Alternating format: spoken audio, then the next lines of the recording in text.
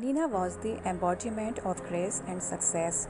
She had it all: beauty that turned heads, a career envied by many, a loving husband who adored her, and a home filled with warmth. Yet, despite her perfect life, there was one pain she carried in her heart: the desire for a child. It was a longing that overshadowed every other blessing she had received. For years, she and her husband Adil had tried everything. They visited specialists, followed strict regimens, and prayed with the deepest sincerity. But as each year passed without a child, Nina's heart grew heavier. Friends and family often offered kind words, but none could fill the void she felt inside. She would watch other mothers at the park, smiling at their children, wondering why God had not granted her this one wish. One evening, after another fruitless visit to the doctor, Nina broke down in front of Adil. "Why me?" she sobbed, her voice trembling. "Why has God given me everything but the one thing I desire the most?" Adil held her close, his voice steady and soft. "Nina, we have to believe. God's plan is bigger than ours. Maybe there is reason, a lesson we can't yet see. If there is one thing He has withheld, there will be something greater in store. We must have faith." Nina wanted to believe him, but her faith was fragile. She had spent too many nights praying, only to be met with silence. However, Adil's words lingered in her heart. Perhaps there was something she was missing, something beyond her current understanding. One weekend, Nina decided to visit the temple alone. The quiet sanctuary was a place of solace for her. She knelt before the altar, the flickering candles casting a warm glow on her face. "God," she whispered, her voice barely audible, "I have always trusted you, but this pain, it's breaking me. If this is a trial, I don't understand it, but today I surrender my longing to you. I believe in your wisdom. If motherhood is not meant for me right now, show me how I can still be whole."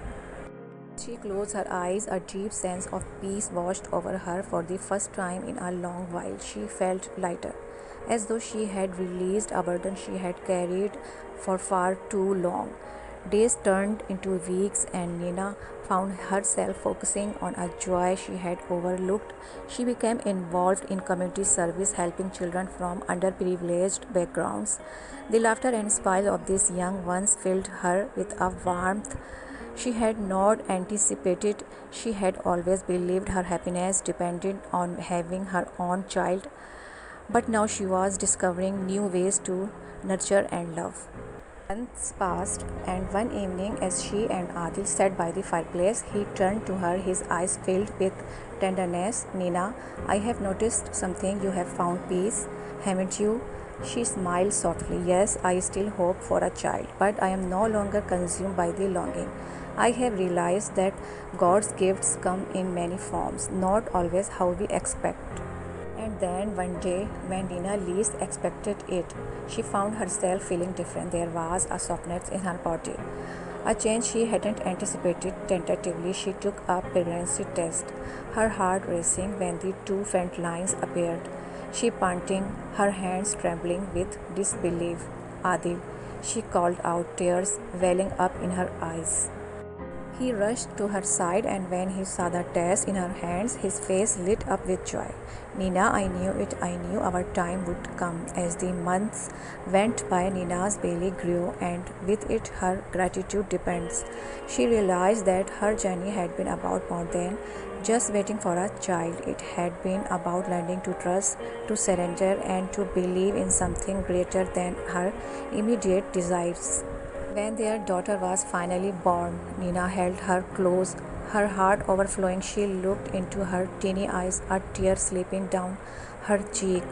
"Thank you, God," she whispered, "for everything, for teaching me that even when one blessing seems delayed, you never leave us without purpose. I believe in your plan always."